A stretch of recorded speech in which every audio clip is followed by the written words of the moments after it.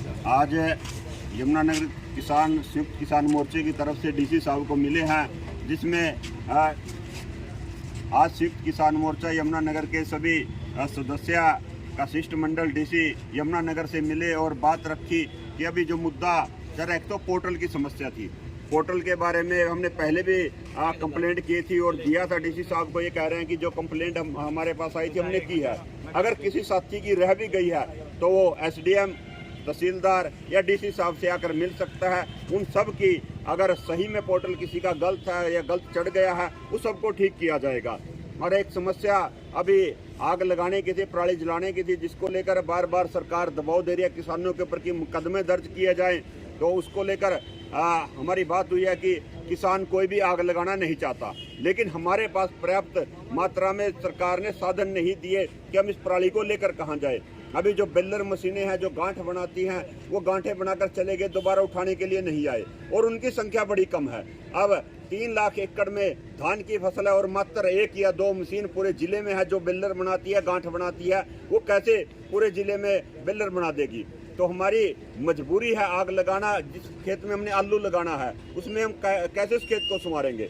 जिस खेत में हमने गेहूं बीजनी है या और कोई दूसरी फसल लगानी या सरसों बीजनी है, उस खेत में हम पराली कोई भी किसान नहीं जला रहा है। हम सुपर सीटर का इस्तेमाल कर रहे हैं, लेकिन चंद खेतों में उनमें हमारी मजबूरी है। तो हमने मिले हैं, बात की है कि किसानों के साथ अगर कोई मुकदमे किए जाएंगे तो संयुक्त किसान मोर्चा अपने किसान के साथ खड़ा होगा, चाहे इसमें हमें जेल भरो आंदोलन चलाना पड़े या सरकार के खिलाफ कोई और मोर्चा खोलना पड़े। संजय जी, क्या आश्वासन दिया डीसी साहब ने आपको? डीसी साहब ने अपनी बात रखी है और हमने डीसी साहब पे अपनी बात रखी है।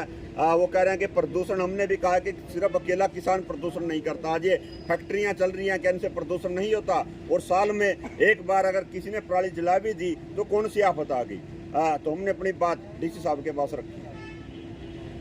डीसी साहब के आश्वासन से आपको प्रसन्न नहीं, उन्होंने अपनी बात रखी, हमने अपनी रखी। हमने कहा कि अगर किसान पे मुकदमे दर्ज होंगे तो हम अपने किसानों के साथ खड़े होंगे, चाहे हमें जेल भरनी पड़े या कोई और आंदोलन छेड़ना पड़े। मतलब ठोस कोई भी कि आपको जवाब नहीं मिला? नहीं, हमने साफ साफ कह दिया डीसी साहब को कि हम अपने किसान के साथ खड़े हैं।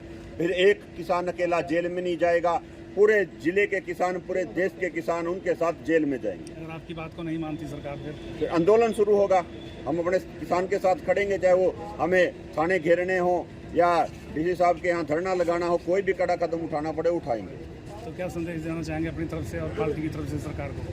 नहीं, हम सरकार को ये कहेंगे कि पराली से हम भी छुटकारा पाना चाहते हैं, लेकिन परमानेंट इलाज सरकार करे, धरातल पर इंतजाम करें, ना कि कागजों में। इसका इंतजाम करें, इसके खरीदार हो कोई, हम भी तैयार हैं, हम उठाने के लिए भी तैयार हैं, हम देने के लिए हम तो खुद घेर के भी आ सकते हैं अगर कोई खरीदार हमारे को मिले। तो इसका परमानेंट सरकार इस्तेमाल करे। ऐसे अखबारों में या मुकदमेबाजी से किसान को ना डराया जाए, नहीं तो फिर आने चुनाव में किसान इसका बदला लेगा।